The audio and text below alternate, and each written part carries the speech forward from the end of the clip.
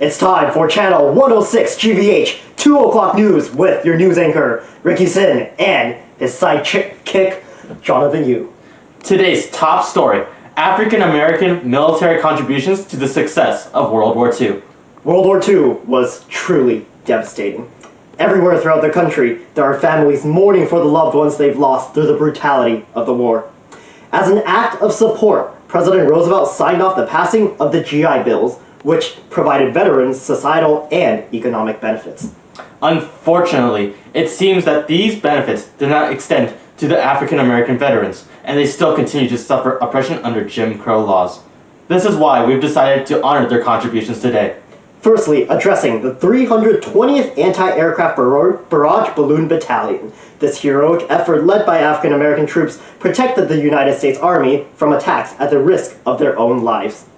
Furthermore, the Red Ball Express, a truck convoy controlled by African-American soldiers, supplied millions of American soldiers during infamous events such as D-Day on the beach of Normandy on June 6, 1944. These are not the only examples of African-American contributions in the war. Some groups were military that fought directly in the war. For example, an all-black army known as 761st Tank Battalion was fighting its way through France with Patton's Third Army. In the words of Commander General Dwight D. Eisenhower, these men fulfilled their mission with courage and determination and proved an important element of the air defense team. All of us extend our warmest gratitude to these brave soldiers. Now, on to our interview. Thanks, Rocky. Now today we have a very special interview with the one and only Benjamin O. Davis Jr. Now Mr. Davis was part of the well-known Tuskegee Airmen from the 332nd Fighting Group of the Air Force. They flew support missions over Anzio and helped bomb southern Italy. They flew over 15,000 missions between 1943 and 1945. These groups of African Americans were some of the first of their race to serve positions outside of menial cooks or cleaners. Despite their being discriminated and segregated inside and outside of the Army, even after the Fair Employment Practice Committee was established with the Executive Order of 8,802, their patriotism and war effort helped us win the war. Now let's talk to Mr. Davis. Mr. Davis, tell us a little bit about yourself.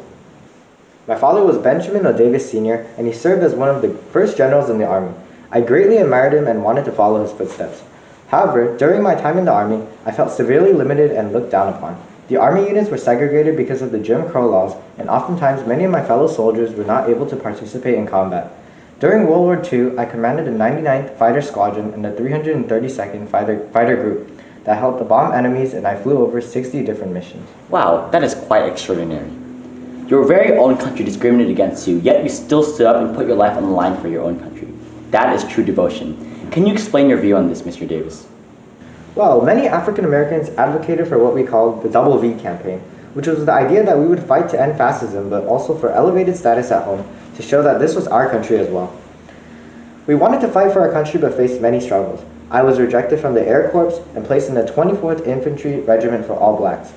I was unable to get any officer position because many did not like the idea of a black leader until the public caused Roosevelt to place me in command of the Tuskegee Airmen.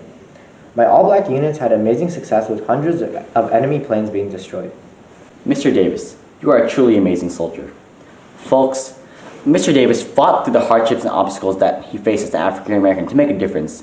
The Army prevented him from fighting in the Army by putting him in a teaching job at the Tuskegee Institute, but he overcame these struggles and commanded the 99th Pursuit Squadron, 332nd Fighter Group, and the 477th Bombardment Group, and received a Silver Star for a mission in Munich. It wasn't until 1948 that Truman signed the Executive Order of 9,981 that ordered the integration of Army units. By this time, Benjamin O. Davis Jr. had overcome so many struggles to become a successful soldier. This characteristic of being determined and fighting hard allowed for us to win the war. Thank you. Now back to you, Rocky. Thank you, Felix. It's still in. Truly, truly, truly, truly, truly. Benjamin O. Davis Jr. was an example of an African American who greatly helped the war effort. His contributions to the war, such as bombing southern Italy, was just one of many examples as to how African Americans won the war.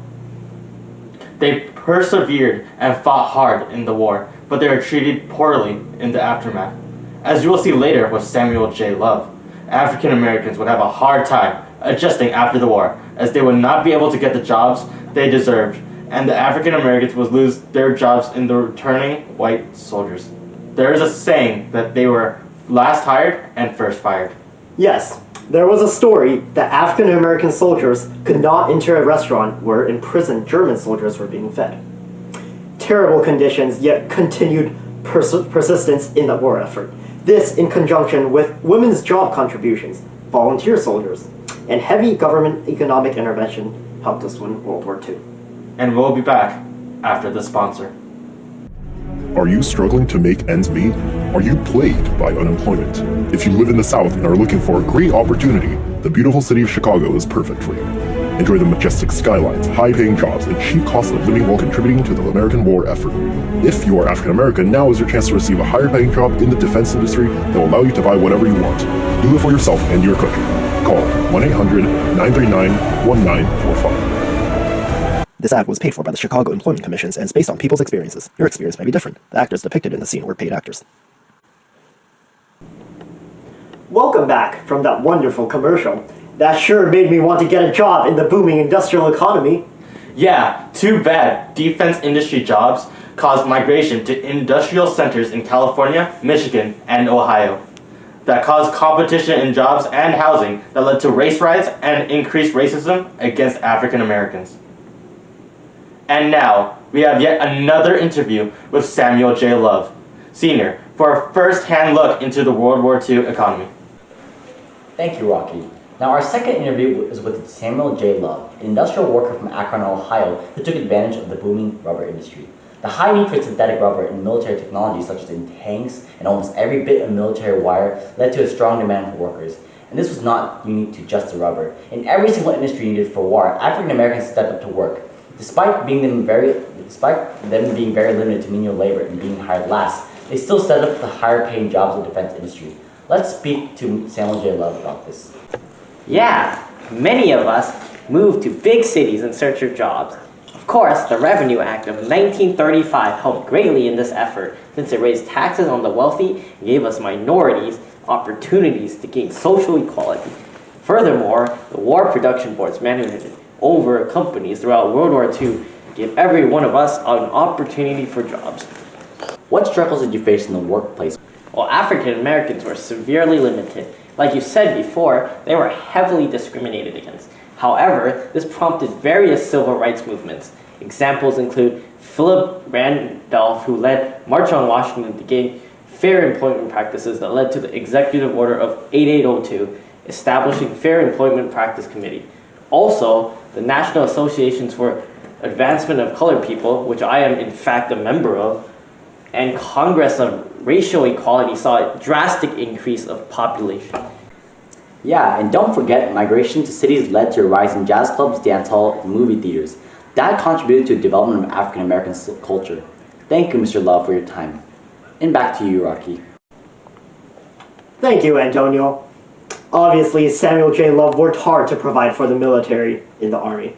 Although he worked hard, America pushed him out of his job after the war ended. Discrimination persisted throughout, even after his contribution. African Americans, like Love and Davis, showed a significant contribution to the war effort through their activism in the war, involving military service. Although the Supreme Court of the United States cases, such as Smith v. Albright, advanced African American rights by preventing the exclusion of African Americans from political parties to block them from voting, the discrimination post-war still persisted. To summarize, African Americans made huge contributions in the military by fighting through huge racial obstacles to be involved in the war effort. The 2.5 million African Americans that served supplied that army with a strong fighting force.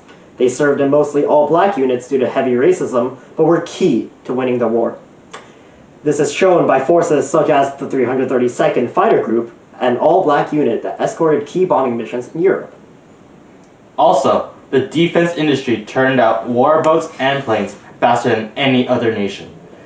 The War Labor Board made sure there were no interruptions in labor, such as strikes, and the War Industry Board converted businesses to defense industries. But in addition to the government intervention, African Americans played a huge part in supplying the workforce that made the military so powerful.